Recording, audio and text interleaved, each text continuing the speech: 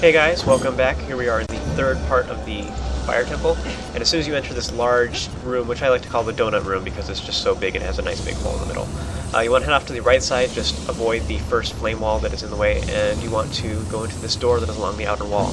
And inside you will find a large chest containing the compass.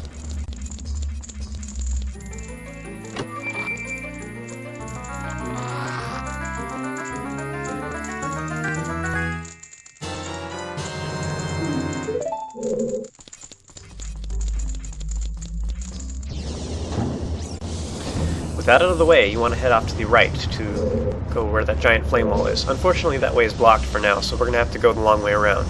Just avoid the boulders and work our way to the other side of the C-shaped room. Now right here there is a fire Keese that is going to follow me, so I'm just going to try and avoid it, and I'm going to use my shield against it. Unfortunately, it turns away at the last second and starts running away. Rather than letting it circle back around and attack me, I just shot it. Now here's a new enemy we can see, a door mimic. These guys, they stick out from the wall a little bit, and they try and fall on you when you try and open them. So you'll see that it's a little three-dimensional. That's how you can tell that it's a fake one. Now if you remember from earlier, one of the Gorons we saved told you that you can defeat these things by using bombs to blow them up, and that if you try and open it, then quickly move out of the way as soon as you see it start moving. So we're going to test that theory right now, and we're going to lay a bomb in front of it, and as you can see, it'll blow it up. Boom! So usually there's something behind it. This one didn't have anything, so just wanted to point that out. In any case, you want to follow these flame walls until you get to the locked door. We're going to use our lone small key to go through.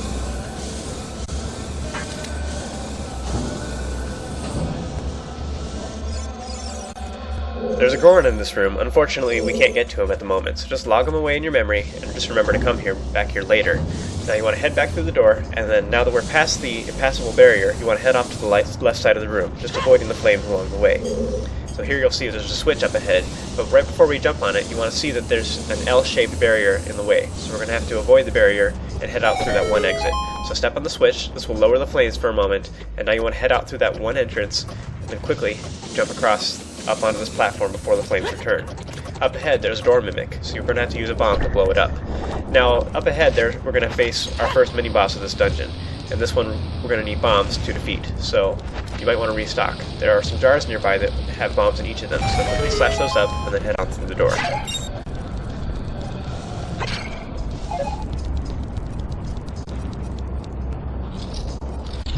Once the door closes menacingly behind you, you want to run forward to initiate the first flare dance of battle. Now this guy doesn't actually hurt you himself. If you touch him, he won't hurt you. What the real danger is the flames that he summons if you fail to stun him quickly enough. These flames are smart, they will follow after you, so that's where the real danger lies. You want to run away from them and stay on the opposite side of the room whenever he summons them. And those enemies are actually, from a previous Zelda game, there was an enemy that could actually summon those flames that will follow after you. So this guy, you'll notice he's spinning around the room. When he touches you, he doesn't actually hurt you. You'll notice that his leg looks kind of funny, and that's because I'm running this on an emulator on my computer, and it didn't quite do it correctly. To stun him, you want to use either the hookshot or the bombs. In this case, I used the hookshot, and then I just stabbed him. He'll run around in this little black ball thing, and it kind of reminds me of something off of Bomberman for some reason. In any case, you can use either the hookshot or bombs or your sword to smack him at this point. If you want to use the hookshot, just make sure you're holding very still when you do it. Once you've done enough damage, or you take too long, he'll jump back into the flame. If you don't do enough damage, the phase will restart. If you do enough damage, he'll change colors. He goes from red to blue to green. So, you can also stun him using bombs, which is what the Goron suggested. So there I showed you how to do that. And now, one other thing I want to point out is in this phase, you can use a jump attack, and it will instantly propel you to the next phase, even though it doesn't do too much damage. So now I'm going to attack him one more time, and he's going to summon flames quickly. So now I'm just going to use the hookshot to try and get him from afar, so I don't have to tackle the flames.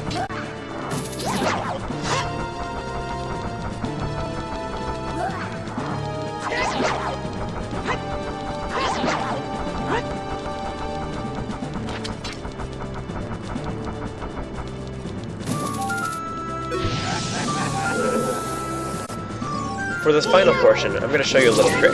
You can stun him, and then you can use your sword to attack him.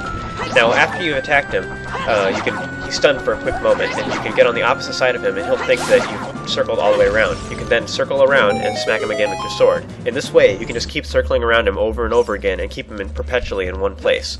Once he's defeated, you want to jump on top of the platform, which will rise up into the air. It's another, just like the lava elevator from earlier. Head on through the door.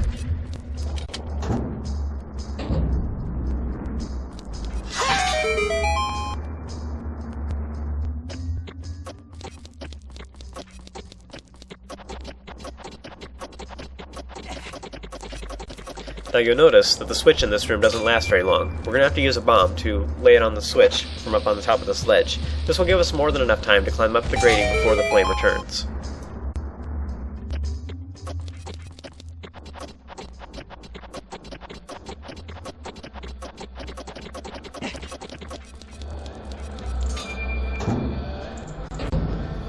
This next puzzle can be pretty frustrating, so I suggest that you use Pharaoh's Wind, because you might fall down.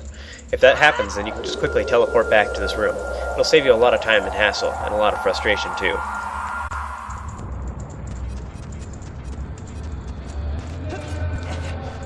So the scoop is, we have to step on the switch to put out the flame that's across the room. In order to get there, though, we're going to have to go all around the room. You can't take the long way, because it'll take too long, but you can go that way to kill the fire keys ahead of time if you so desire. They don't knock you off, so there's no real reason to do that. I suggest you just play Pharaoh's Wind so you have a quick teleport, and then you should just make a run for it. Just ignore the fire keys along the way. Just be really careful. And if you really want to, you can take your time and use Z-targeting. There is enough time to use Z-targeting in every one of these corners, and then still make it to the chest in time.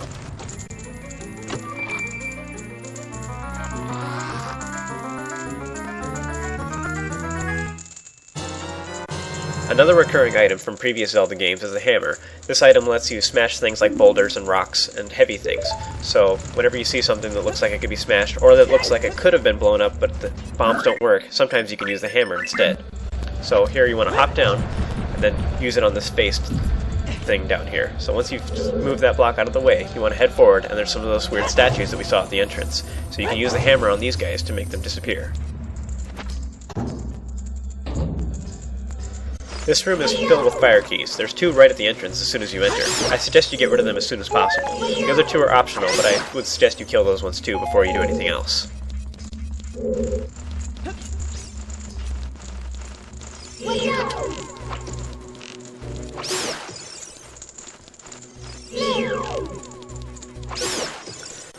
Well, that's a bummer. There's no way forward in this room. So you're probably wondering why there's a suspicious pillar in the middle of this L-shaped room. It's just begging to be hit with your hammer, huh? Do so, and this will make a set of stairs appear. How convenient. There's 2 boxes in this room. Re-enter the room if you destroyed them earlier. In any case, I want to show you something. You can set them down with A, but that takes a while. So you can use your shield button and it'll drop it instantly. So you can quickly tap the shield button while running to drop it instantaneously. Check it out, how fast you can drop this on the go. So that's kind of cool.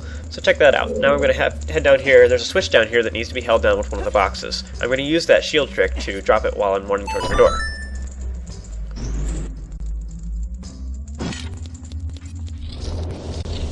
In this room, there's nothing to do but to smack the platform that's just suspiciously hiding here.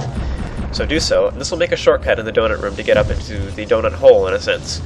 So head up top and go step on the switch. You'll see that it's rusted, so it won't go down with your weight alone. You're going to have to use something a little stronger.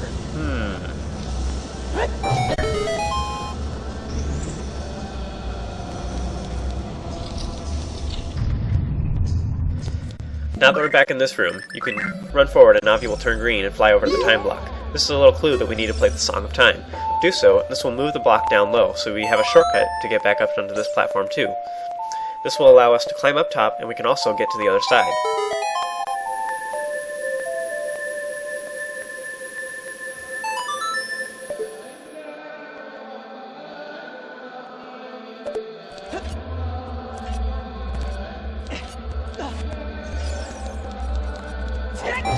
Pound the rusty switch, and this will release the next Goron. This guy gives you a tip, as well as the next small key. So this guy will tell you that at the entrance of the temple there are some more of those statues that you can smash with your hammer. He mentions that bombs don't work on them, so he's going to tell you that you need to use something stronger. So this will lead on to the next part of the dungeon where we can get the boss key. That is it for this video. Join me for the next one, and we will tackle the final section of the temple.